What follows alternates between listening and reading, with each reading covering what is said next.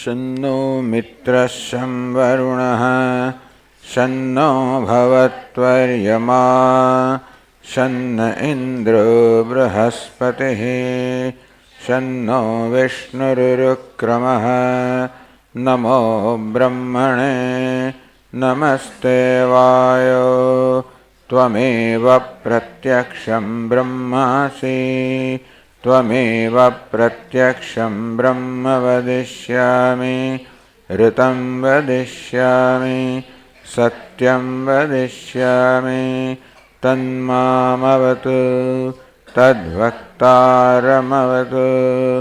अवतु माम् अवतु वक्तारम् ॐ शान्ति शान्ति शान्तिः ॐ सहना भवतु सहनौ भुनक्तु सह वीर्यं करवावहै तेजस्विनावधीतमस्तु मा विद्विषावहै ॐ शान्ति शान्ति शान्तिः ॐ पूर्णमदः पूर्णमिदं पूर्णात् पूर्णमुदच्यते पूर्णस्य पूर्णमादाय पूर्णमेवावशिष्यते ॐ शान्ति शान्ति शान्तिः श्रुतिस्मृतिपुराणानाम् आलयं करुणालयं नमामि भगवत्पादं शङ्करं लोकशङ्करं शङ्करं शङ्कराचार्यं केशवं बादरायणं सूत्रभाष्यकृतौ वन्दे भगवन्तौ पुनः पुनः ईश्वरो गुरुरात्मेति मूर्तिभेदविभागिने व्योमवद्व्याप्तदेहाय दक्षिणामूर्तये नमः।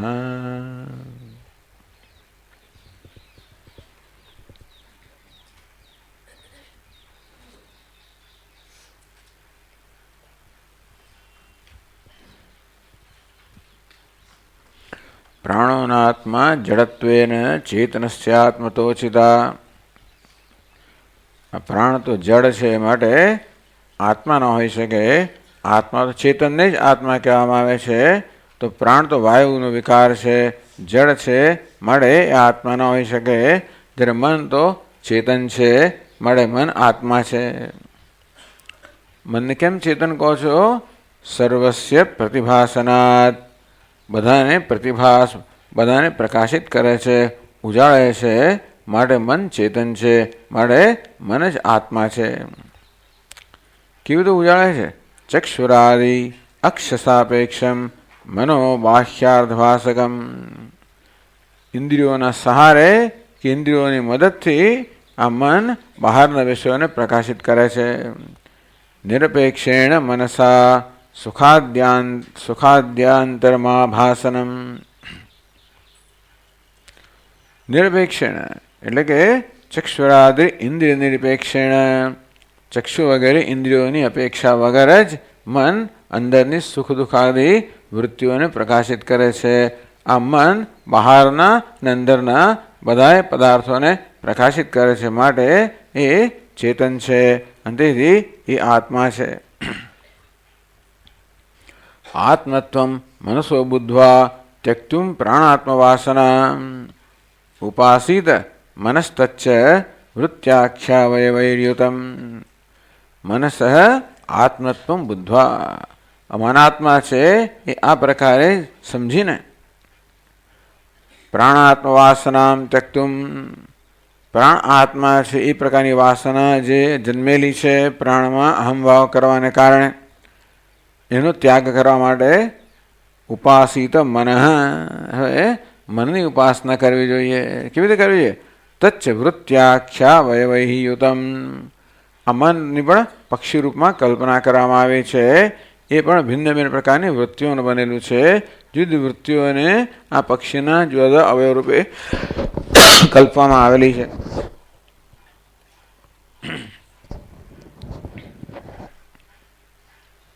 તો કઈ કઈ વૃત્તિઓ છે જેનું આ મન બનેલું છે? યજુરાદ્યા ચતુર્વેદા આદેશ તદ્ગતો વિધિ તસ્ય યજુરેવ શિરઃ ઋગ દક્ષિણ પક્ષ સામોત્તર પક્ષ આદેશ આત્મા અથર્વાંગિરસમ પુચ્છમ પ્રતિષ્ઠા. યજુર્વેદ આ મનરૂપી પક્ષીનું મસ્તક છે. ઋગ્વેદ એની જમણી પાંખ છે. સામવેદ ડાબી પાંખ છે. આદેશ બ્રાહ્મણ વિભાગમાં આદેશ છે એ મધ્ય ભાગ છે. અથર્વાંગિરસ જે વેદ છે એની પુચ્છના સ્થાને છે.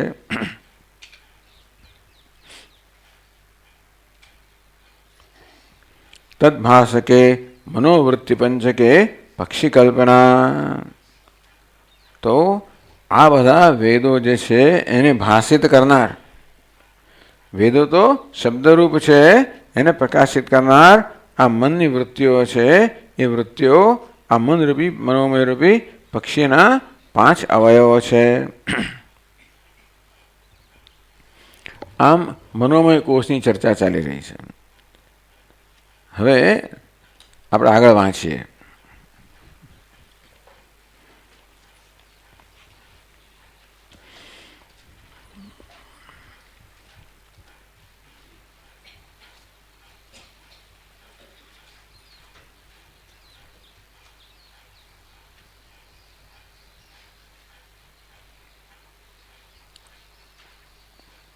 ચલો પ્રાણમાં ત્યાંથી જ વાંચીએ. તસ્માદ્વા એતસ્માत् પ્રાણમયાદ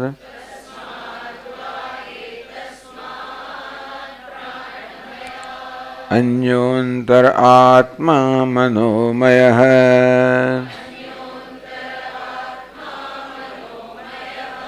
તેનૈષ પૂર્ણઃ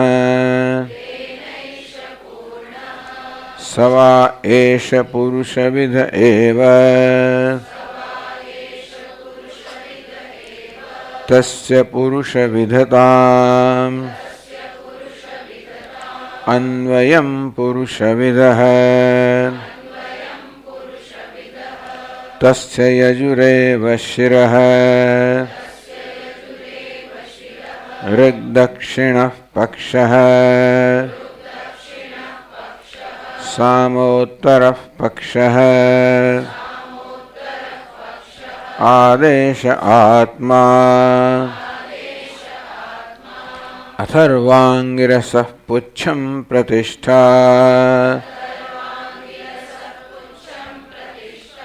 तदप्येष श्लोको भवति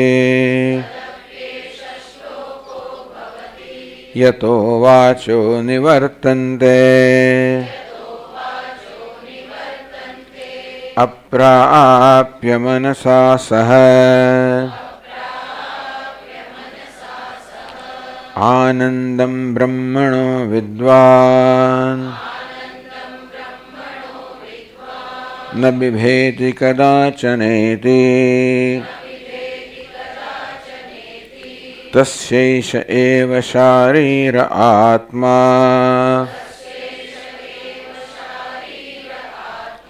यः पूर्वस्य. હવે અહીં પણ એક બીજી વિલક્ષણતા છે. તદપ્યેષ શ્લોકો ભવતિ. આ મનોમય આત્મા જે છે એને પ્રકાશિત કરનાર આ શ્લોક છે. શ્લોકમાં શું કહે છે? યતો વાચો નિવર્તન્તે અપ્રાપ્ય મનસા સહ. આ મનોમય કોષના વર્ણનમાં આ શ્લોકને ઉદ્ધૃત કરવામાં આવ્યો છે. યતઃ જેમાંથી, વાચ નિવર્તન્તે જેમાંથી વાણી પાછી ફરે છે, જેને પહોંચ્યા વગર વાણી પાછી ફરે છે, અર્થાત જે વાણીની પહોંચથી બહાર છે. મનસા સહ અને મનની પહોંચથી પણ બહાર છે. આખી મનોમયનું વર્ણન ઓછું, આ તો ભગવાન બ્રહ્મનું વર્ણન છે. તો મનોમયનું વર્ણન પણ કરી દીધું છે. સમજાવે છે કે ભાઈ જો આ મન પોતે તો મનમાં મનની પહોંચ ના હોય, પોતાનામાં પોતાની પહોંચ તો ના હોય ને, એટલે મન તો મનની પહોંચની બહાર છે. અને મારે વાણીની પહોંચની બહાર તો છે જ, કારણ કે વાણી તો ઇન્દ્રિય છે, એની પહોંચ તો બહારના વિષયમાં હોય. એટલે વાણી મનને તો વિષય ના કરી શકે અને મન પણ મનને વિષય ના કરી શકે. એ દૃષ્ટિએ કહેવાય કે આ મન છે કે મનોમય કોષ છે એ મન અને વાણી બંનેની પહોંચથી બહાર છે. મુખ્ય રૂપમાં તો આ મંત્ર બ્રહ્મ માટે વપરાય, એ પાછળથી આવશે. પાછળ આનંદમ બ્રહ્મણો વિદ્વાન, બ્રહ્મ જે આનંદ છે એનું જેને જ્ઞાન છે, ન બિભેતિ કદાચનેતિ, એને ક્યારેય પણ ભય જન્મતો નથી. એટલે ભાષ્યકાર તો આને સમજાવવાની કોઈ તકલીફ લીધી નથી. યતો વાચો નિવદ અપ્રાપ્ય મનસા ઇત્યાદિ કહી દીધું, કારણ કે પછી આ શ્લોક મંત્ર આવવાનો છે પાછો અને ત્યારે એની સમજ આપશે. પણ વાંગ મનસયો વાંગ મનસ ગોચરત્વ ન ઉપપદ્યતે, વાણીને મન પોતે જે છે એ વાણીને મનની પહોંચથી બહાર તો છે, એ વાણીને મનના વિષય ના થઈ શકે. સ્વાત્મની વૃત્તિ વિરોધાત, પોતે જ વિષય હોય અને વિષય હોય એવું તો ના બની શકે. દ્રષ્ટા પણ પોતે હોય, દૃશ્ય પણ પોતે હોય એવું ન બની શકે. એટલે મન વાણીના વિષય ના બની શકે. અતઃ વાંગ મનો વિશિષ્ટાન મનોમયાત વાચ મનસાસ નિવર્તન્તે. એટલા મનોમય કોષ જે વાણીના મનથી વિશિષ્ટ છે એને પહોંચ્યા વગર વાણીના મન પાછા ફરે છે. અર્થાત આ મનોમય કોષ વાણી એના મનની પહોંચથી બહાર છે. તસ્ય જ મનોમયસ્ય બ્રહ્મણ ઉપાસન ફલ, આ મન જ બ્રહ્મ જે પ્રકારે ઉપાસના કરે. આનંદમ, આ મન બ્રહ્મ છે એ પ્રકારે જ ઉપાસના કરે. ઉપાસન ફલભૂતમ આદિદૈવિકમ આનંદમ વિદ્વાન, તો મનની ઉપાસના, મન બ્રહ્મ છે એ ઉપાસનાથી એ હિરણ્ય ગર્ભની પ્રાપ્તિ કરે, હિરણ્ય ગર્ભનો આનંદ પ્રાપ્ત કરે એવું કહેવામાં આવ્યું.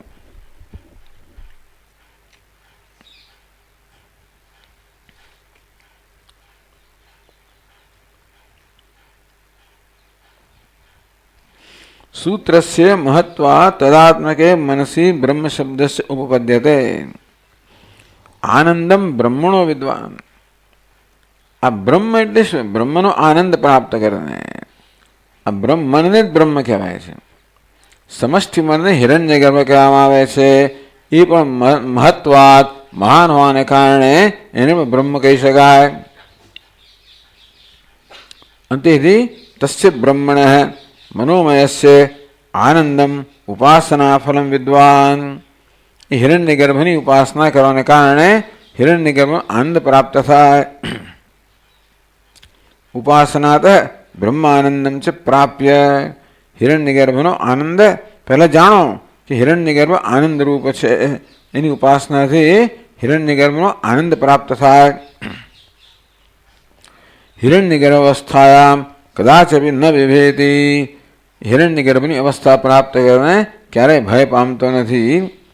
એ પ્રકારે આ મંત્રને સમજાવવામાં આવે. ચાલો હવે આપણા ગ્રંથકાર શું કહે છે જોઈએ. 62મા શ્લોકમાં કહે છે,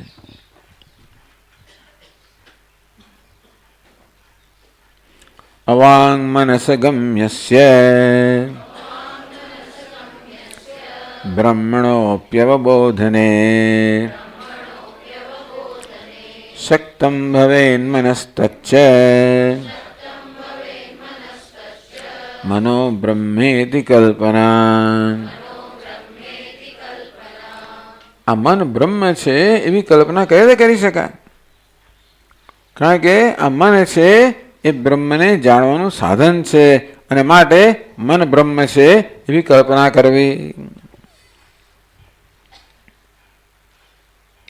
યસ્માત અવાંગ મનસ ગમ્યસ્ય બ્રહ્મણ, બ્રહ્મ એટલે પરમાત્મા, જે વન અને વાણીની અગોચર છે, એટલે જ્યાં મનની પહોંચ નથી, વાણીની પહોંચ નથી, એ જ પરમ બ્રહ્મ છે. ન તસ્ય ચક્ષુર્ગત ન તત્ર ચક્ષુર્ગચ્છતિ ન વાગ ગચ્છતિ ન મનઃ. એ પરમાત્મામાં ચક્ષુની પહોંચ નથી, વાણીની પહોંચ નથી, મનની પહોંચ નથી. એ મન, વાણી, ચક્ષુ બધાની પહોંચથી બહાર છે, સમજી શકાયું છે. એવા બ્રહ્મના જ્ઞાન માટે પણ આ મન છે ને એક સક્ષમ છે. એવા બ્રહ્મનું જ્ઞાન પણ મન કરાવી શકે છે. જે મનથી પણ પર છે એવા બ્રહ્મનું જ્ઞાન મનમાં જ થાય છે.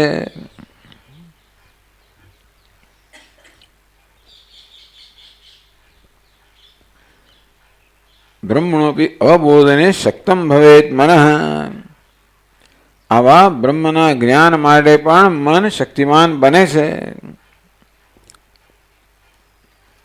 તચ્ચ મનઃ બ્રહ્મ ઇતિ કલ્પના. તેથી આ મન બ્રહ્મ છે એવી કલ્પના યોગ્ય છે. મન કેમ બ્રહ્મ છે? કારણ કે મન બ્રહ્મને જાણવાનું સાધન છે. માટે મન બ્રહ્મ એટલે ગૌણ રીતે આ મન બ્રહ્મ નથી, પણ મન બ્રહ્મને જાણવાનું, મનમાં બ્રહ્મનું જ્ઞાન થતું હોય છે.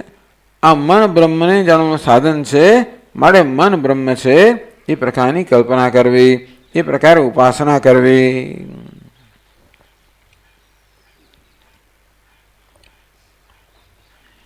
પ્રશ્ન થયો કે આવું એક બાજુ તમે કહો છો કે ભાઈ આ બ્રહ્મ તો મનની પહોંચથી પર છે, અને બીજી બાજુ કહો છો કે મન વડે બ્રહ્મનું જ્ઞાન થાય છે. આ બે વસ્તુ કઈ રીતે?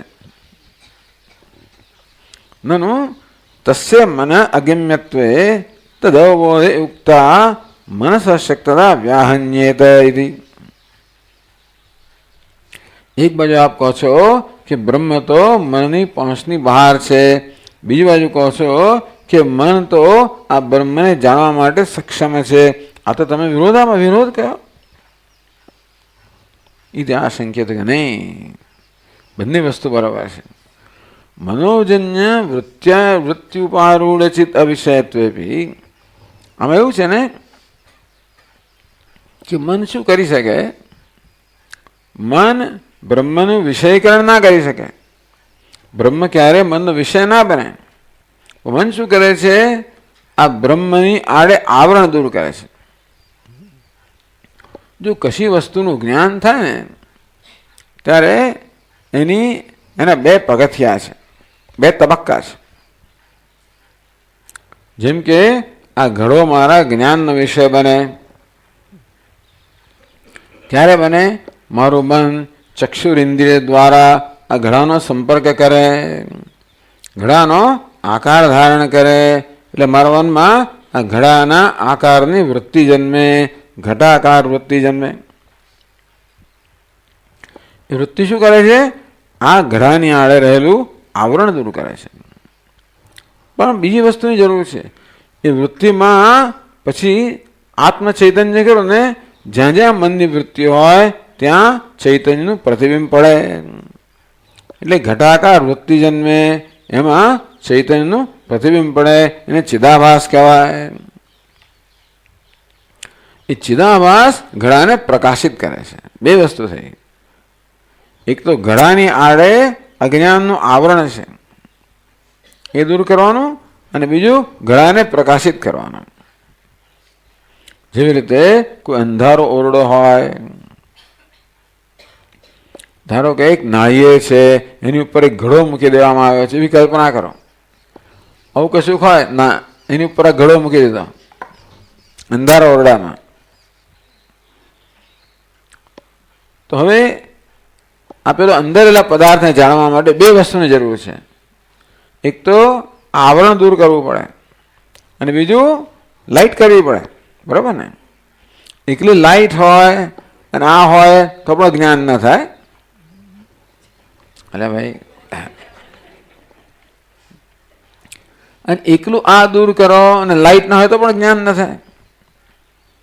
એટલે આવી રીતે અંધારા ઓરડામાં ઘડાની નીચે રહેલો કોઈ પદાર્થ હોય, કોઈ આવરણ નીચે રહેલો પદાર્થ હોય, એને જાણવા માટે બે તબક્કા છે. એક તો આ તમે ઘડો ઉઠાવેલો આવરણ દૂર કરો, પછી બીજું એને પ્રકાશિત કરો. બરાબર ને? તેવી રીતે આપણને કોઈ પણ પદાર્થનું જ્ઞાન થાય ત્યારે બે વસ્તુ બનતી હોય છે.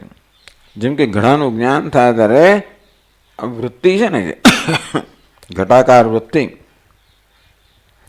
એ ઘડાની આડે રહેલું આવરણ દૂર કરે અને પછી વૃત્તિમાં પ્રતિબિંબિત ચૈતન્ય છે એ ઘડાને પ્રકાશિત કરે. આવી સામાન્ય પ્રક્રિયા છે. આ પ્રક્રિયા બધી ઉપયોગી છે જ્યાં જ્ઞાનનો વિષય જડ હોય, જે પોતાને પ્રકાશિત ન કરી શકતા હોય. પણ ધારો કે આ એક દીવો છે, અંધારોડામાં એક દીવા ઉપર આપણે ઘડો મૂકેલો છે. ધારો કે ઓરડો અંધારો છે, એમાં એક દીવા ઉપર આ ઘડો મૂકી દીધો, આવરણ મૂકી દીધું. તો એ દીવાને જાણવા માટે માત્ર આવરણ દૂર કરવાની જરૂર છે, પ્રકાશની જરૂર નથી. બરોબર ને? એમાં એક જ વસ્તુ આવરણની દૂર કરવાની જરૂર છે. દીવો કેવો છે? સ્વયં પ્રકાશ છે, માટે એને અન્ય પ્રકાશથી પ્રકાશિત કરવાની જરૂર નથી. બે પ્રકારના પદાર્થો છે.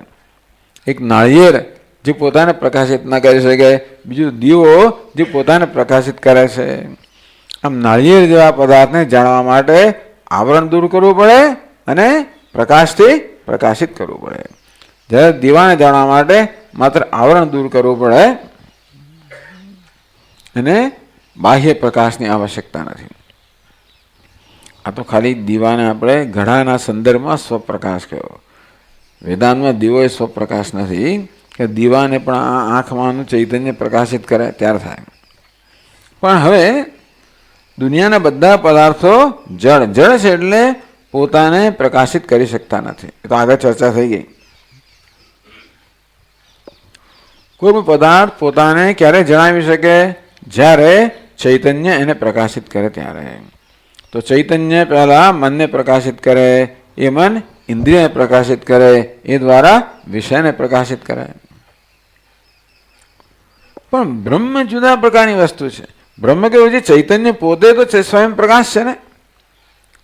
એ ચૈતન્ય જાણવા માટે કોઈ પ્રકાશ, માત્ર આવરણ દૂર કરવાની જરૂર છે. બ્રહ્મના જ્ઞાન માટે, આત્માના જ્ઞાન માટે, ચૈતન્યના જ્ઞાન માટે માત્ર અજ્ઞાનનું આવરણ દૂર કરવાની જરૂર છે, એને પ્રકાશિત કરવાની જરૂર નથી.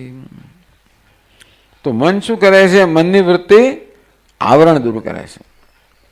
એ રીતે બ્રહ્મનું જ્ઞાન જન્માવતી નથી, પણ બ્રહ્મને પ્રકાશિત કરતી નથી, પણ બ્રહ્મને અભિવ્યક્ત કરે છે ને. જેમ સૂર્યની આડે વાદળ આવી ગયું હોય અને વાદળ જતું રહે એટલે સૂર્ય તો પ્રકાશમાન છે, એ અભિવ્યક્ત બને. તેમ બ્રહ્મનું પ્રકાશ જ રહ્યું છે આત્મરૂપે, પણ અજ્ઞાનનું આવરણ છે. એટલે કહ્યું ને પેલો યો વેદ નિહિતમ ગુહાયામ, આ પંચકોશરૂપી ગુફામાં આ જગત કારણ અજ્ઞાનનું આવરણ છે.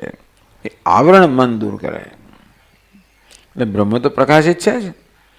એ રીતે મન જે છે એ બ્રહ્મના જ્ઞાન માટેનું સાધન બને. સમજ પડે ને? એટલે આ બંને વસ્તુ બરોબર છે કે બ્રહ્મ કોઈ મનનો વિષય નથી. મન બ્રહ્મનું વિષયીકરણ ન કરી શકે, પણ સાથે સાથે મન જે છે એ અજ્ઞાનનું આવરણ દૂર કરે. અને રીતે બ્રહ્મ જે સ્વયં પ્રકાશ છે એ અભિવ્યક્ત થાય, એ જ્ઞાનનો વિષય બને. મનોજન્ય મૃત્યુપારૂઢ ચિત્ત અવિષયત્વેપી, આ ઘડો વગેરે છે ને એ મનમાં પ્રકાશિત થનાર ચૈતન્યથી પ્રકાશિત થાય છે. બ્રહ્મ એમ પ્રકાશિત થતું નથી, એટલે મનનો વિષય નથી એમ કહેવાય. તજ્જન્ય વૃત્તે અજ્ઞાનાશ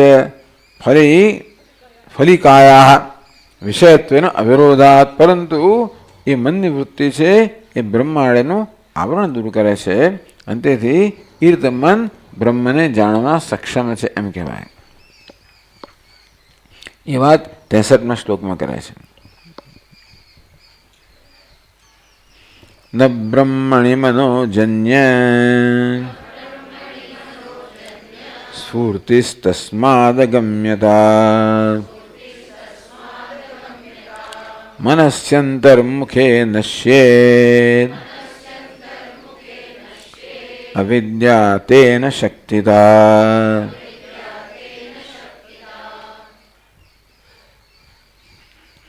આ મન બ્રહ્મ છે કલ્પના કેમ કરી કે મન છે બ્રહ્મને જાણવાનું સાધન છે માટે મન બ્રહ્મ છે એવી કલ્પના કરી. તો કે ન બ્રહ્મણી મનોજન્ય સ્ફૂર્તિ. આ મન જે છે એ બ્રહ્મને પ્રકાશિત નથી કરતો. તસ્માત અગમ્યતા, બીજા બધા વિષયોને મન જેમ પ્રકાશિત કરે છે તેમ બ્રહ્મને પ્રકાશિત કરતું નથી. એ દ્રષ્ટિ ગયે તો બ્રહ્મ મનને અગોચર છે. મનસી અંતર્મુખે નશ્યેત અવિદ્યા, પણ જ્યારે મન અંતર્મુખ બને ત્યારે અવિદ્યાનો નાશ થાય છે અને અવિદ્યાનું આવરણ દૂર થાય છે. એ જ બ્રહ્મ પ્રકાશિત થાય છે. એ દ્રષ્ટિએ તેના શક્તિતા, આ મન જે છે એ બ્રહ્મના જ્ઞાન માટે શક્તિમાન છે. અંતેથી મન પર બ્રહ્મની કલ્પના કરવી યોગ્ય છે, કારણ કે મન બ્રહ્મનું જ્ઞાનનું સાધન છે.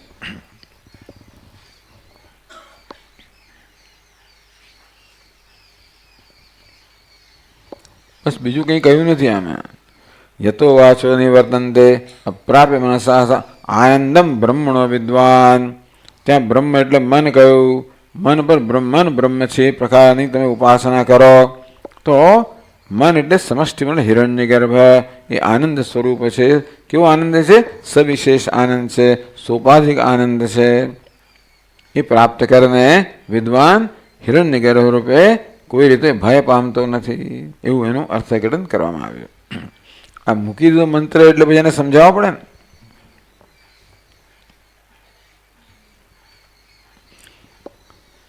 આ રીતે મનોમય કોષનું ચિંતન પૂરું થયું. આપણે આગળ વધીએ છીએ વિજ્ઞાનમય કોષમાં.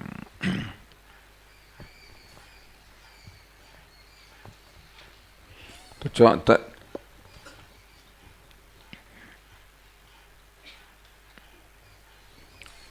64 શ્લોકમાં કહે છે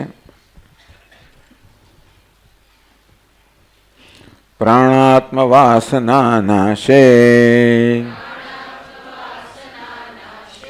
મનસોપ્યાત્મતાં ત્યજેત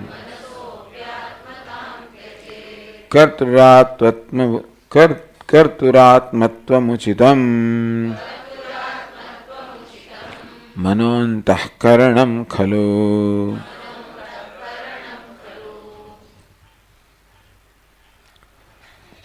પ્રાણાત્મ વાસના નાશે, અમન આત્મા છે એ પ્રકારની ઉપાસના કે ધ્યાન કરવાને કારણે પ્રાણ આત્મા છે એ વાસના તો નષ્ટ થઈ ગયેલી છે.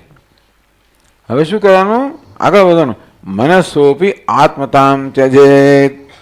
મન આત્મા છે એ પ્રકારના ધ્યાનથી પ્રાણ આત્મા છે એ વાસના દૂર થઈ. હવે એને દૂર કરવાની છે. મનસોપી આત્મતામ ત્યજેત. મન આત્મા છે એ વાસનાનો ત્યાગ કરવો જોઈએ. કેવી રીતે? આગળનું પગથિયું ચડીને વિજ્ઞાનમય આત્મા છે એ રીતે.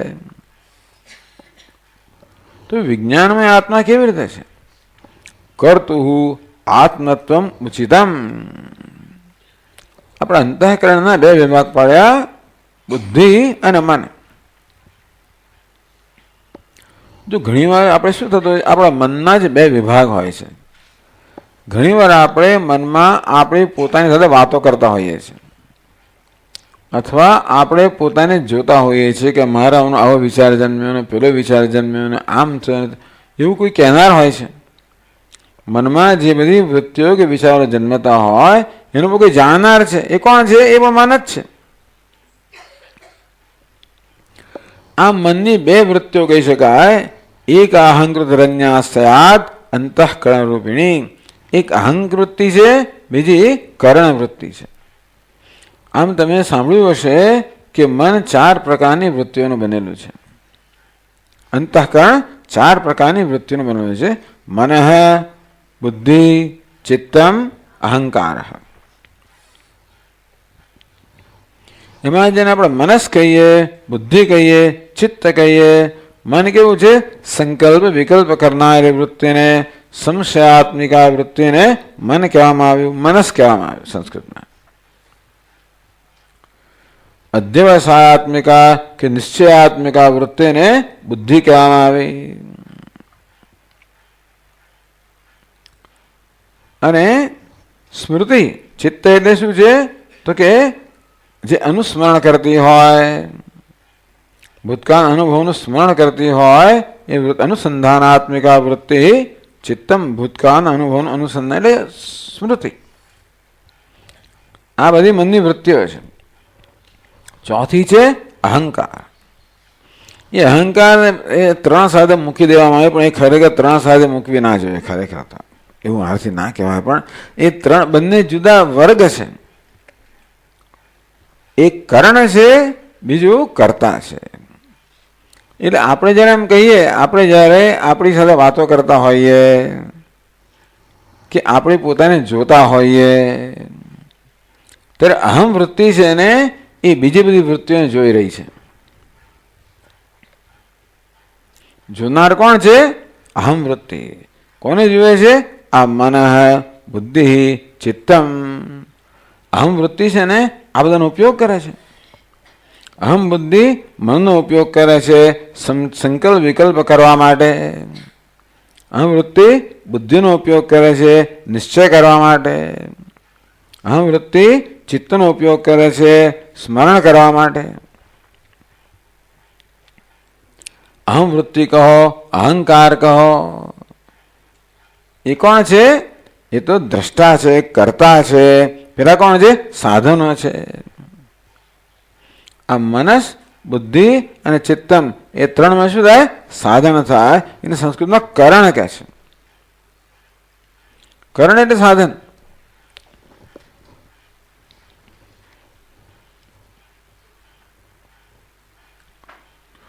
અત્ર ઇમો પ્રયોગ. ચાલો, પણ આ બેમાં હવે અત્યાર સુધી આપણે મનને આત્મા કહ્યું. હવે મનનું જરા વધારે વિશ્લેષણ કરીએ તો જો કે મનમાં બે પ્રકારની વૃત્તિ છે, અહમ વૃત્તિ અને ઇદમ વૃત્તિ, કે કર્તૃવૃત્તિ, કરણ વૃત્તિ. પેલો અહમ કોઈ કર્તા છે, દ્રષ્ટા છે, પ્રમાતા છે. કર્તા, ભોગતા, પ્રમાતા આ બધું કોણ છે? અહમ વૃત્તિ છે. કર્મ કરનાર કોણ છે? અહમ વૃત્તિ. જાણનાર કોણ છે? અહમ વૃત્તિ. ભોગવનાર પણ એ જ છે, અહમ વૃત્તિ. શું ભોગવે છે? મનની અવસ્થાઓ ભોગે છે. મનમાં સુખ દુઃખની અવસ્થા જન્મે એને ભોગવનાર કોણ છે? અહમ વૃત્તિ. મનમાં સ્મૃતિ જન્મે એને જાણનાર કોણ છે? અહમ વૃત્તિ. બુદ્ધિમાં નિશ્ચય જન્મે જાણનાર કોણ છે? અહમ વૃત્તિ.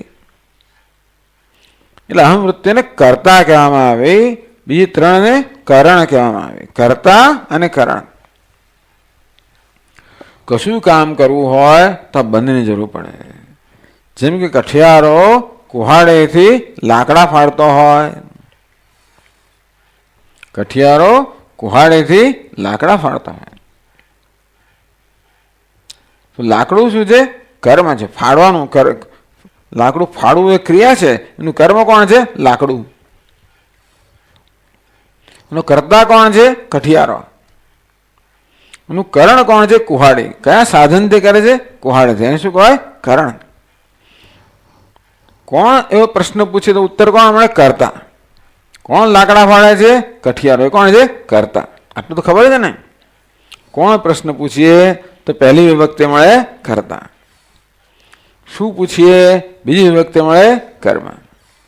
શેનાથી એમ પૂછીએ? ત્રીજી વિભક્તિ મળે કરણ. તો કોઈ ક્રિયામાં ત્રણ વસ્તુ રહેલી હોય, કર્તા, કર્મ, કરણ. બધું કરનાર કોણ છે? અહમ વૃત્તિ બધું કરનાર છે. કોની મદદ લઈને કરે છે? આ મન, બુદ્ધિ, ચિત્ત એ બધાની મદદ લઈને બધું કરે છે. માટે એને કરણ કહેવાય. જે કરે છે કર્મ છે, જે સાધનથી કરે છે એ કરણ છે, જે કરે છે એ કરતા છે. આ પ્રકારે વિજ્ઞાનમાં એને કરતા કહેવામાં આવ્યો. એટલે ચાલો આપણે જયારે આગળ વાંચીએ પેલું ઉપનિષદ એટલે ખ્યાલ આવશે તમને.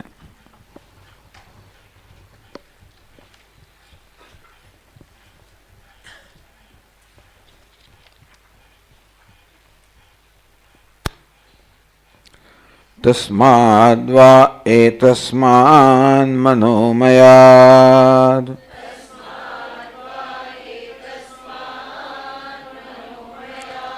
અન્યોંતર આત્મા વિજ્ઞાનમયઃ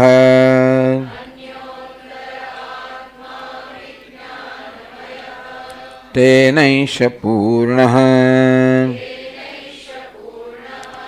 સ વા એષ પુરુષવિદ એવ તસ્ય પુરુષવિદતામ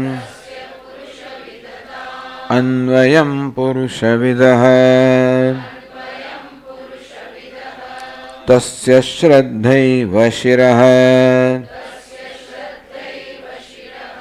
ઋતં દક્ષિણઃ પક્ષઃ સત્યમુત્તરઃ પક્ષઃ યોગ આત્મા મહઃ પુચ્છં પ્રતિષ્ઠા તદપ્યેષ શ્લોકો ભવતિ. તસ્માદ્વા એતસ્માદ મનોમયાત, પેલું જે મનોમય છે એના કરતાં પણ અન્યોંતરાત્મા વિજ્ઞાનમય, મન કરતાં પણ જુદો, એનાથી પણ અંતર, એનાથી પણ સૂક્ષ્મ, એનો પણ નિયામક બીજો આત્મા છે. તો બુદ્ધિને અહીંયા વિજ્ઞાનમય કહેવામાં આવી.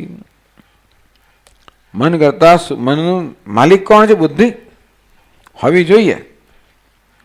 આમ તો કઠોપનિષદની અંદર વર્ણન કરવામાં આવ્યું, આત્માનમ રથનમ વિદ્ધિ શરીરમ રથમેવ તુ બુદ્ધિમ તુ સારથિમ વિદ્ધિ મનઃ પ્રગ્રહમેવ ચ ઇન્દ્રિયાણી હયાન આહુ. આમ આપણા એક રથનું વર્ણન કર્યું કઠોપનિષદમાં કે આ દેહ તો જાણે કે એક રથના સ્થાને છે. આ દેહને જોતરેલા છે ઘોડાઓ, દેહને ખેંચનારી આ જ્ઞાનેન્દ્રિયો છે એ ઘોડા સમાન છે. પેલી બુદ્ધિ છે સારથીના સ્થાને છે, મન છે લગામના સ્થાને છે, અને જીવાત્મા છે એ રથમાં મુસાફરી કરી રહ્યો છે. તો રથનું સંચાલન કોણ કરે છે? બુદ્ધિ. બુદ્ધિ કે પ્રમાણે બી લગામ અને એ પ્રમાણે ઘોડા કામ કરે ને. બુદ્ધિની કેવી છે? શ્રેષ્ઠતા છે. પેલું ઘોડા કયું ના કરે અને લગામ કયું ના કરે એવું બનતું હોય છે. અહીંયા લગામ પણ પાછી મનવાળી છે. પેલું આમ ખેંચે ને પેલું આમ જાય. આમ બુદ્ધિને સારથીના ડ્રાઈવરના સ્થાને મૂકી. એ દ્રષ્ટિએ બુદ્ધિ સૌથી ચઢિયાતી છે, એક હાંકનાર છે, કરનાર છે. એ લગામ અને ઘોડાઓની મદદથી કર્મ કરે છે, ચલાવે છે. અન્યોંતરાત્મા વિજ્ઞાનમય હૈ, આ મનોમય કરતા અંદર એનાથી સૂક્ષ્મ બીજો આત્મા છે વિજ્ઞાનમય હૈ, એટલે કે કરતા બુદ્ધિ. તેનૈષ પૂર્ણ, તો વિજ્ઞાનમય છે એ મનોમયને અંદરથી ભરીને રહેલો છે, એ આકારના છે. સવા એષ પુરુષવિદ એવ તસ્ય પુરુષવિદતામ અન્વયમ પુરુષવિદ. જેમ મનોમયનો આકાર પેલો પુરુષ જેવો છે તેવી રીતે એને વ્યાપ્ત કરેલો વિજ્ઞાનનો આકાર પણ પુરુષ જેવો છે. હવે એની કલ્પના કરી પાછી. પક્ષીનો આકાર છે ને, તસ્ય શ્રદ્ધૈવ શિરઃ, આ બધી અંતઃકરણની વૃત્તિઓ છે બુદ્ધિની. શ્રદ્ધા એનું મસ્તક છે.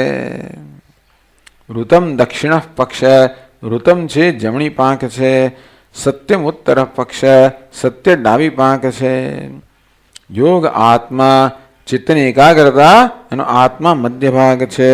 મહાપુચ્છમ પ્રતિષ્ઠા, મહા એટલે હિરણ્ય ગર્ભ અથવા જ્ઞાનમાં જન્મેલું એ પૂંછડાના સ્થાને છે.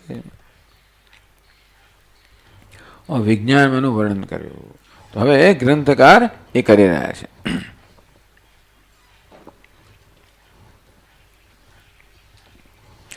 કર્તુ આત્મત્વમ ઉચિતમ મન અંતઃકરણમ ખલુ.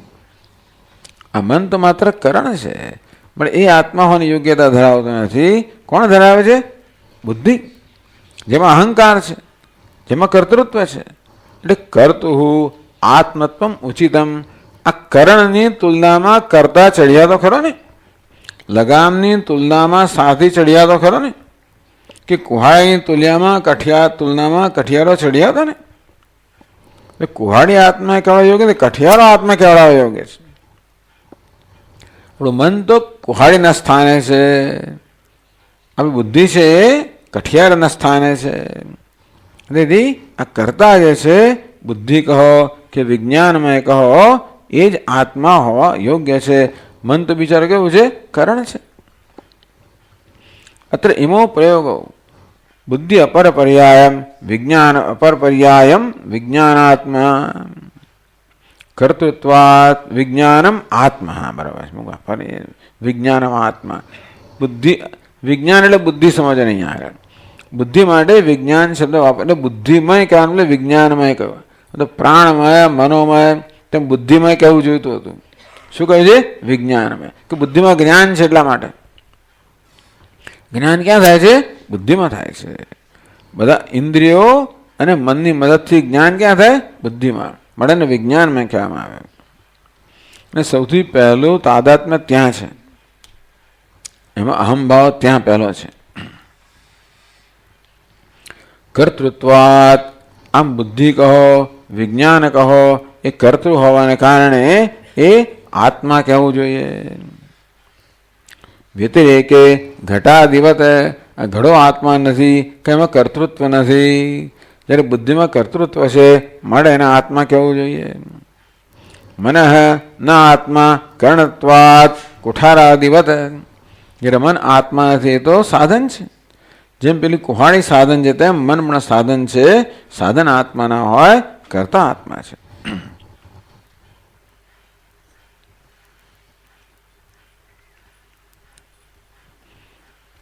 હવે ઉપાસ્ય વિજ્ઞાનમ લક્ષ્યતે. જે ઉપાસના કરવાની છે એની વાત કરે છે. ઉપાસના માટે આ કહ્યું ને, તસ્ય શ્રદ્ધેવ શિરઃ. પછી ઋતમ દક્ષિણ પક્ષ સત્યમ ઉત્તર પક્ષ યોગ આત્મા મહાપુચ્છમ પ્રતિષ્ઠા. એ જે પક્ષની કલ્પના કરે ને એ હવે ગ્રંથકાર સમજાવે છે.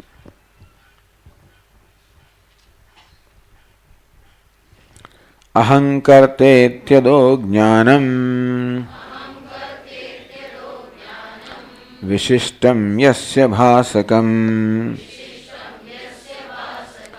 તત્કર્તૃરૂપમ વિજ્ઞાનમ આત્મત્વેનાવગમ્યતા.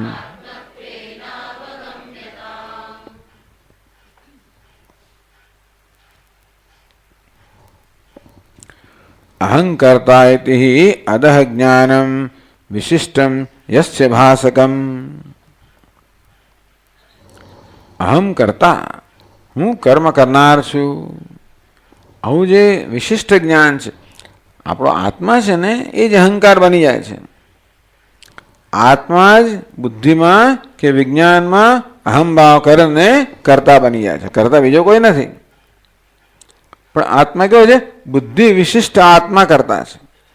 ટૂંકમાં બુદ્ધિમાં અહમભાવ કરનારો, બુદ્ધિનો વેશ પહેરનારો આત્મા, બુદ્ધિરૂપી વેશમાં અહમભાવ કરનારો આત્મા કરતા. આમ કરતા પણ બુદ્ધિમાં છે, પણ એની અંદર અહમભાવને કારણે આત્મા જ જાણે કરતા હોય.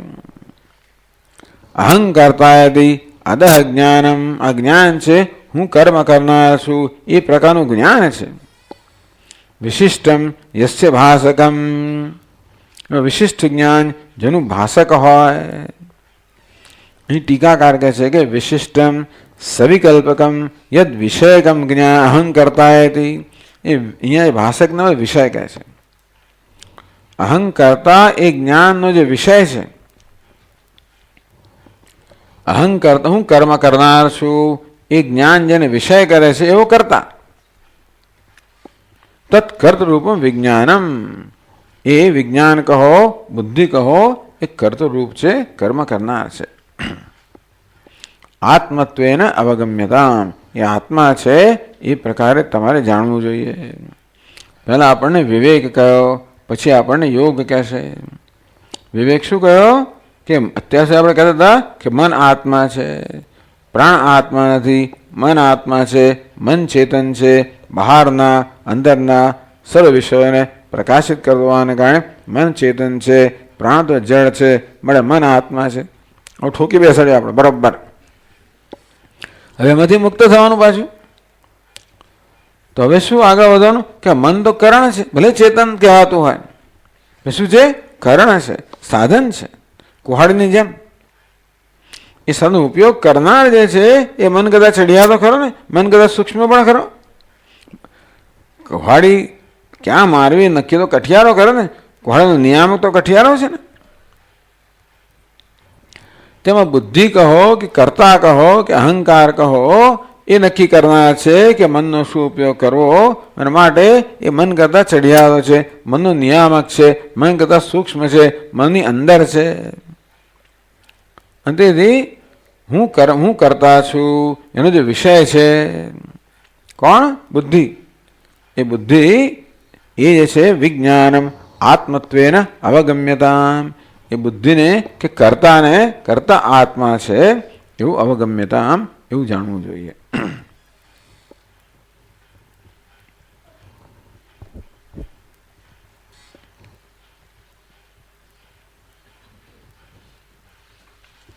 તત્કર્તૃરૂપમ વિજ્ઞાનમ આત્માનમ જાનીયાત. આ બુદ્ધિ જે છે ને એમાં કર્તૃત્વ છે, એટલે બુદ્ધિ આત્મા કહે છે, કર્તૃત્વ જેમાં છે એ બુદ્ધિ આત્મા છે એ પ્રકારે જાણવું જોઈએ. હું કરતા છું એ ભાષક, એનો વિષય કોણ છે? અહમ, જે કર્મ કરનાર છે. એટલે હું કર્મ કરું છું એ પ્રકારનો આપણને ખ્યાલ આવે, એનું કર્મ એ કરનાર હોય કરતા. હું કર્મ કરતો એ કરતા જે છે એને જ વિજ્ઞાનમાં કહેવામાં આવ્યો, અને એ જ આત્મા છે. એથી અવગમ્યતા.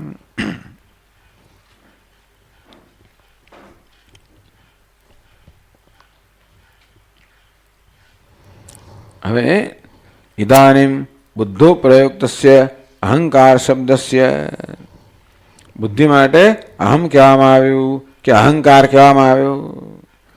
આત્મા બુદ્ધિમાં અહમભાવ કરે એટલે આત્મા જ અહંકાર કરે. બુદ્ધિ પણ અહંકાર પણ બુદ્ધિમાં છે. કરવાપણું ક્યાં છે? આત્મામાં નથી. કરવાપણું ક્યાં છે? બુદ્ધિમાં છે. બુદ્ધિ કહો, વિજ્ઞાન કહો, એને કરતા કહો કે અહંકાર કહો. તો અહંકાર, અહમ એટલે આત્મા, કાર એટલે કરનાર, એટલે હું એમ કરનાર અહંકાર. બુદ્ધો પ્રયુક્તસ્ય અહંકાર શબ્દસ્ય, બુદ્ધિ માટે અહંકાર શબ્દનો પ્રયોગ કરતા કહો કે અહંકાર કહો એક જ છે. અહંકાર જ કરતા બને, પ્રમાતા બને, ભોગતા બને, સુખી બને, દુઃખી બને, મૂળ બને. આ બધું કોણ બને છે? સુખી કોણ છે? અહંકાર. દુઃખી કોણ છે? સુખ વૃત્તિ મનની છે, એના પરિણામે સુખી કોણ છે? અહંકાર. દુઃખ એ મનની વૃત્તિ છે, દુઃખી કોણ છે? અહંકાર. મોહ મનની વૃત્તિ છે, મૂળ કોણ છે? અહંકાર. કર્મ કરે બુદ્ધિ મન, કરનાર કોણ છે? અહંકાર, કરતા. આ પ્રકારે આ એને અહંકાર કહો, કરતા કહો, પ્રમાતા કહો. ઇદાનમ બુદ્ધૌ પ્રયુક્તસ્ય અહંકાર શબ્દસ્ય, અહંકાર શબ્દની વ્યાખ્યા કરે છે. અહં ક્રિયતે ઇતિ અહંકાર, એ 66મા શ્લોકમાં સમજાવે છે.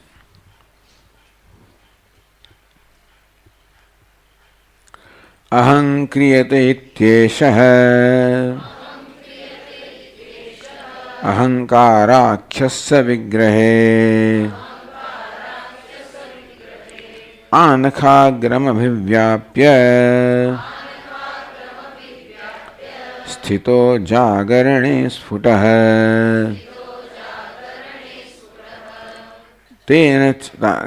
તેન ચેતનવદ્દેહ ભાતિ સુપ્તૌ તુ તલ્લયાદ ભવેત કાષ્ઠ સમો દેહ તેનાહંકાર આત્મતા.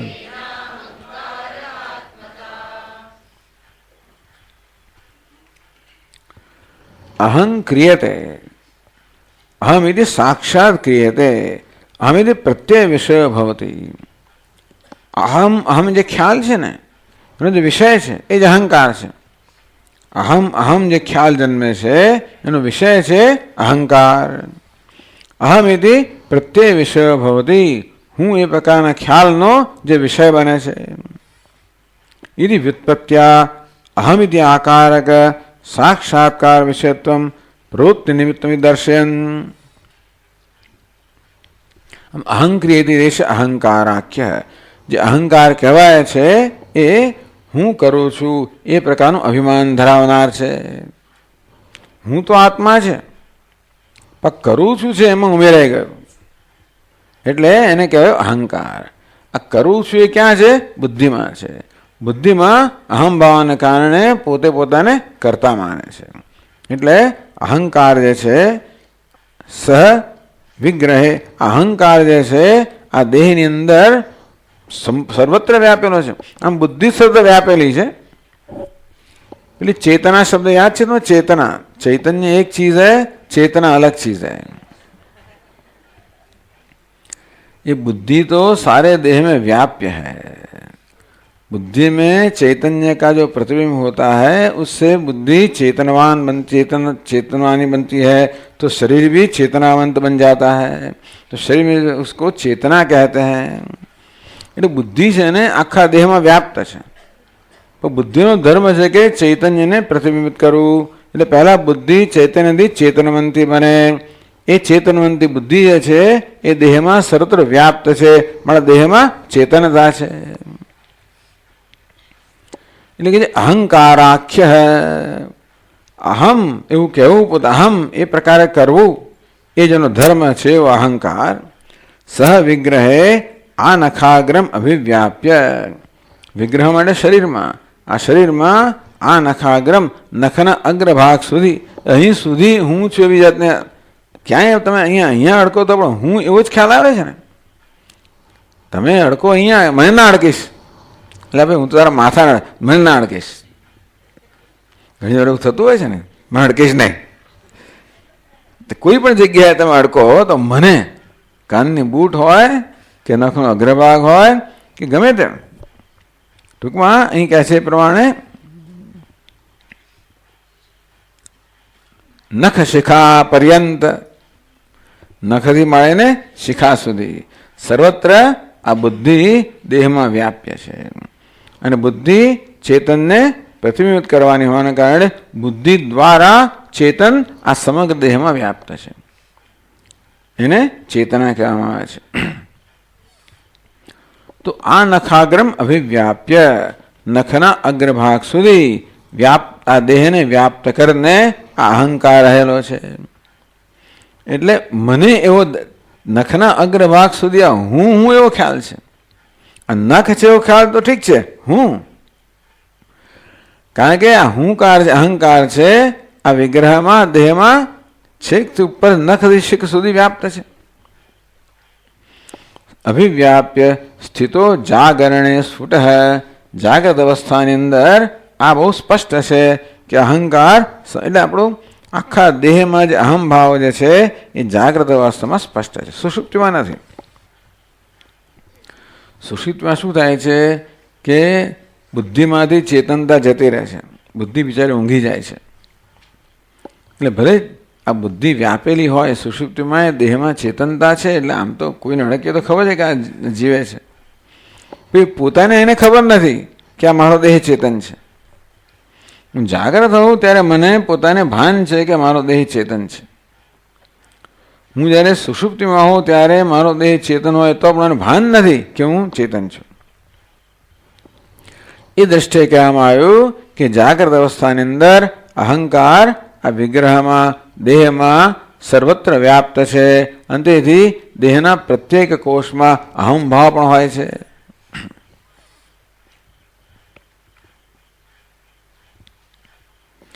તસ્ય જાગરણ દશાયામ દેહે આનખાગ્રમ વ્યાપ્ય સ્પષ્ટમ સ્થિતત્વાत् દેહ ચેતનવત ભવતી. જાગ્રત અવસ્થામાં દેહ ચેતનવાન બને છે કારણ કે અહંકાર સર્વત્ર વ્યાપ્ત છે. સુષુપ્તો અહંકાર લયાત. સુષુપ્તિ કોને કહેવાય? અહંકારનો પણ લય થઈ ગયો. સારું થઈ ગયું.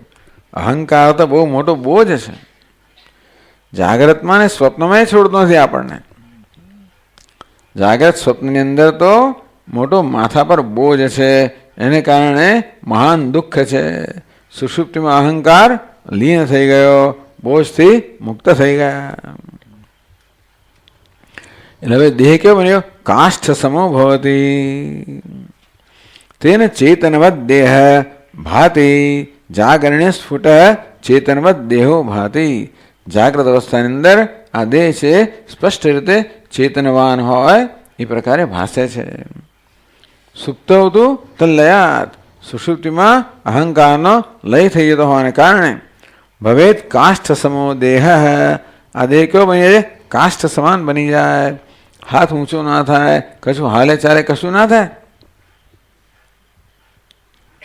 એને પૂછો તો જવાબ ના આપે, કહો તો સાંભળે નહીં, આ પકડ તો પકડે નહીં, કશું કરે નહીં ને ઊંઘવા. એટલે કહ્યું શું કહ્યું? દેહ તો કાષ્ઠ જેવો બની જાય. કાષ્ઠ જેવી રીતે કોઈ પ્રકારનો પ્રતિભાવ ના આપે ને, ચૂંટણી ખણો તોય પણ ચાલી જાય. ત્યાં ટૂંકમાં ઊંઘતું કોઈ હોય તમે કશું કરી જાઓ ને બહુ ઊંઘ છે જોરદાર તો ખબર ના પડે. દેહ કાષ્ઠ આ કહેવાની રીત છે. ટૂંકમાં કહેવાનો ભાવ એ છે કે આ દેહમાં ચેતનતા છે એ અહંકાર એટલે બુદ્ધિ, અને બુદ્ધિ દ્વારા અહંકાર એ દ્વારા ચૈતન્ય આ દેહમાં સર્વત્ર વ્યાપ્ત છે, માટે દેહમાં ચેતનતા છે. તો બુદ્ધિને કારણે છે કહેવા માટે કહ્યું, કારણ કે બુદ્ધિ કહો કે અહંકાર કહો એ સુષુપ્તિમાં લીન થઈ ગયો છે, માટે દેહમાં ચેતનતા નથી, દેહ કાષ્ઠ સમો થઈ જાય છે. અન્વય વ્યતિરેક્ત કહેવામાં આવ્યું કે દેહની ચેતનતા બુદ્ધિને કારણે છે કે અહંકારને કારણે છે. તેન વિજ્ઞાનાત્મા અહંકાર આત્મા ઇતિ. તો જે આ દેહને ચેતનતા પ્રદાન કરે છે એ ચેતન કહેવાય ને. આત્મ ચેતન, ચેતન જ આત્મા હોય ને. તો મન તો કે ચેતન નથી ખરેખર. કોણ ચેતન છે? આ બુદ્ધિ ચેતન છે. અહંકાર દેહને ચેતનતા પ્રદાન કરે છે, માટે મનની તુલનામાં અહંકાર ચેતન છે કે વિજ્ઞાન ચેતન છે, બુદ્ધિ ચેતન છે. એના માટે બુદ્ધિના આત્મા કહેવી જોઈએ, કારણ કે બુદ્ધિ ચેતન છે. તેન વિજ્ઞાનાત્મા અહંકાર આત્મા ઇત્યાહ. વિજ્ઞાનાત્મા કહો, અહંકાર કહો એ આત્મા છે. તેન અહંકાર આત્મતા એ વળીશું. અહંકારસ્ય આત્મતા, અહંકાર અહંકારે આત્મતા, અહંકારમાં આત્મતા છે એવું સમજવાનું. અહંકારે આત્મતા યુક્તા ઉમેરી દેવાનું. અહંકારમાં આત્મતા હોવી યોગ્ય છે.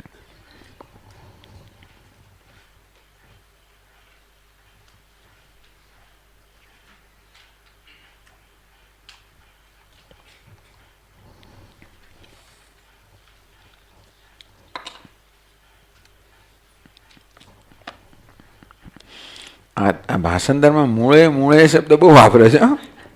એક કમનસીબે મૂળ રસ્વો લખે છે દીર્ઘને બદલે. બધી જગ્યાએ આ મૂળે મૂળે મૂળે મારી નજરમાં એ જ આવ્યા કરે છે.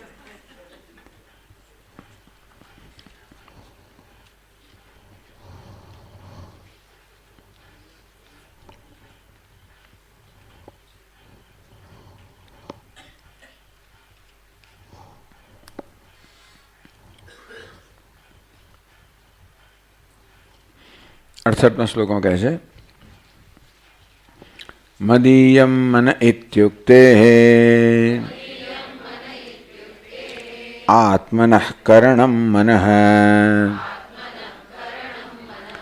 ઇત્યાત્માનં વિવિચ્યાથ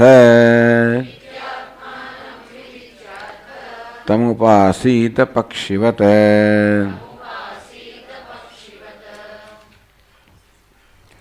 મદીયમ મનઃ, શું કહે? મારું મન. આ મન કેવું છે? મારું છે. જે મારું હોય તો હું ન હોઉં. મળે મદીયમ મનઃ, આ મન મારું છે. એથી ઉક્તે આત્મનઃ કરણમ મનઃ, તો એ મારું શરીર, મારું પુસ્તક, મારી પેન્સિલ, મારી સાયકલ, મારી મોટરગાડી, તેમ મારું મન. તો જેમ પેન્સિલ કહો, મોટરસાયકલ કહો, ગાડી જે હોય તે બધા કશું વસ્તુ કોઈ પણ કાર્ય કરનાર સાધનો છે, તે મન પણ કાર્ય કરવાનું સાધન છે, એ કરણ છે, સાધન છે. મનો ન આત્મા મદીયત્વેન પ્રમીયમાણત્વાત. આ મન આત્મા ન હોય છે કે મારું છે એ પ્રકારે આપણે મનને જાણીએ છીએ. જે મારું હોય તે હું ન હોઉં. કુઠારાદિવત એથી, જેમ કુહાડી મારી છે, હું કુહાડી નથી, તેમ મન મારું છે, હું મન નથી. ઇતિ અનુમાનેન મનોભિન્નત્વેન આત્માનં નિશ્ચિત્ય.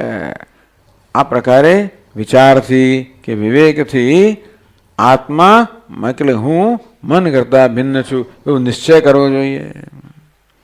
તો જ પછી મનમાં આત્મબુદ્ધિ છે એમાંથી નિવૃત્ત થવાય. પછી શું કરવાનું? કેવી રીતે કરવાનું? અથ તમ ઉપાસીત પક્ષિવત. પછી હું વિજ્ઞાનમય છું, હું કરતા છું, એ પ્રકારે ઉપાસના કરવી જોઈએ. તો પછી પેલામાંથી મુક્ત થવાય ને. હું બુદ્ધિ છું એટલે કરતા છું, એ પ્રકારે ઉપાસના કરવી જોઈએ. પક્ષિવત, ત્યાં આપણે પક્ષીની તુલના કરવામાં આવે. આપણે જોઈશું આગળ કે આપણે છે ને પક્ષીના 5 અવયવો છે, તેમ આ વિજ્ઞાનમય આત્માના પણ 5 અવયવો કહેવામાં આવ્યા. એ પ્રકારે ઉપાસના કરવી જોઈએ. અને હું વિજ્ઞાન આત્મા છું એ પ્રકારે દૃઢીકરણ કરવું જોઈએ, જેથી હું મન છું એ પ્રકારે વાસનાથી મુક્ત થઈ શકાય. આપણે ધીમે ધીમે અંતરયાત્રા ચાલે છે. પ્રાણમયમાંથી મનોમય, એમાંથી વિજ્ઞાનમય. ઉપનિષદ માત્ર વાંચો તો આવી કંઈ સમજ ના પડે. ઉપનિષદ કહે છે એમાંથી શું સમજવાનું એ આ સમજાવે છે. પેલો કે ભાઈ દેહની અંદર પ્રાણ છે એટલે શું? પણ પ્રાણની અંદર મન છે, મનમાં બુદ્ધિ છે, બરાબર. એટલે શું કરવાનું? શું કરવાનું એ આપણને આ બધા સમજાવે છે. એટલે કારણ કે ઉપનિષદમાં બધી વસ્તુ ના કહેવામાં આવી હોય પાછી. એ દ્વારા શું સમજવાનું એની સમજ આપણને આ ગ્રંથ આપે છે. ઓમ.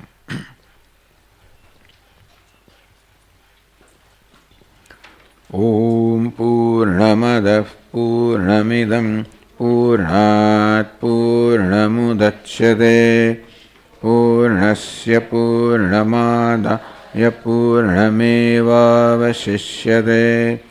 ઓમ શાંતિ શાંતિ શાંતિ. શંકરં શંકરાચાર્યં કેશવં બાદરાયણં સૂત્રભાષ્યકૃતૌ વંદે ભગવन्तौ પુનઃ પુનઃ. ઈશ્વરો ગુરુરાત્મેતિ મૂર્તિભેદવિભાગિને વ્યોમવદ્વ્યાપ્તદેહાય દક્ષિણામૂર્તયે નમઃ. ઓમ શાંતિ શાંતિ શાંતિ. હરિ ઓમ. શ્રી ગુરુભ્યો નમઃ. હરિ ઓમ.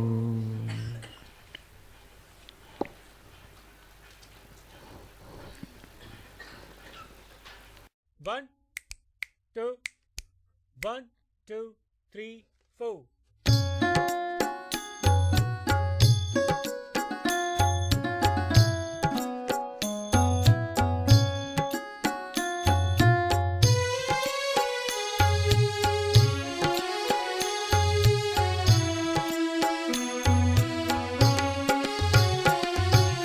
प्रथम वंदना गौरी नंदन,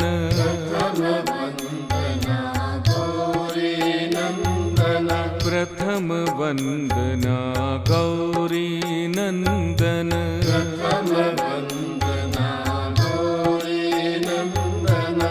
पार्वती नंदन पाहि गजानन, पार्वती नंदन पाहि गजानन, पार्वती नंदन पाहि गजानन, पार्वती नंदन पाहि गजानन, प्रथम वंदना गौरी नंदन, प्रथम वंदना गौरी नंदन, एक दंत शुभ विघ्न विनायक, एकदंत शुभ विघ्न विनायक, एक दंत शुभ विघ्न विनायक, एकदंत शुभ विघ्न विनायक, विघ्न हरण शुभ मंगल करना, विघ्न हरण शुभ मंगल करणा,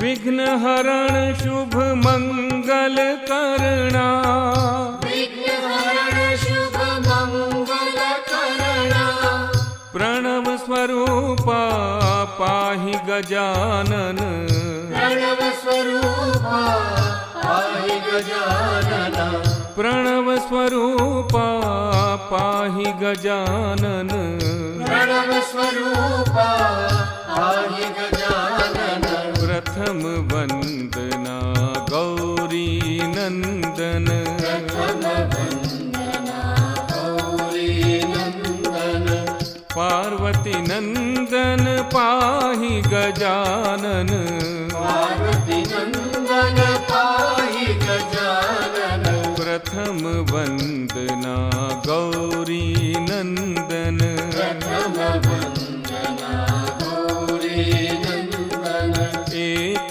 दंत शुभ विघ्न विनायक, एकदंत शुभ विघ्न विनायक, विघ्न हरण शुभ मंगल करना, विघ्न हरण शुभ मंगल करणा, प्रणव स्वरूपा पाहि गजानन, प्रणव स्वरूपा पाहि गजानन, प्रथम वंदना गौरी नंदन, प्रथम वंदना गौरी नंदन, प्रथम वंदना गौरी नंदन.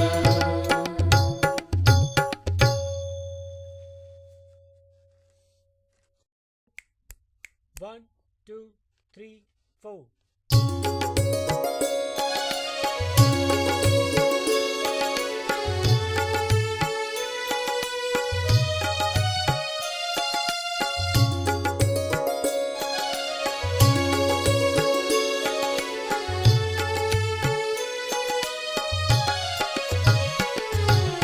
गजानना सदया जय जय गजानना सदया, गजानना सदया जय जय गजानना सदया,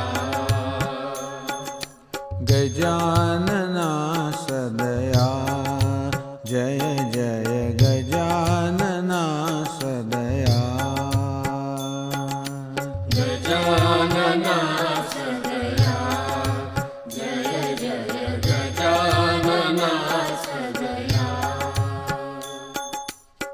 शंभु कुमारा गौरी तनया, शंभु कुमारा गौरी तनया, शंभु कुमारा गौरी तनया, शंभु कुमारा गौरी तनया, गजानना सदया जय जय गजानना सदया,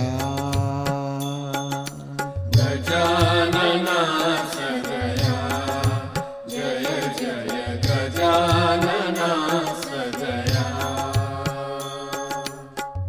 वरद गणेशा दुरित विनाशा वरद गणेशा दुरित विनाशा वरद गणेशा दुरित विनाशा वरद गणेशा दुरित विनाशा प्रणवाकारा नाथा सदया प्रणवाकारा नाथा सदया प्रणवाकारा नाथा सदया प्रणवाकारा नाथा सदया गजानना सदया जय जय गजानना सदया गजानना सदया जय जय गजानना सदया गजानना सदया जय जय गजानना सदया गजानना सदया जय जय गजानना सदया शंभु कुमारा गौरी तनया शंभु कुमारा गौरी तनया गजानना सदया जय जय गजानना सदया गजानना सदया जय जय गजानना सदया वरद गणेशा दुरित विनाशा वरद गणेशा दुरित विनाशा प्रणवाकारा नाथा सदया प्रणवाकारा नाथा सदया गजानना सदया जय जय गजानना सदया गजानना सदया जय जय गजानना सदया गजानना सदया जय जय गजानना सदया गजानना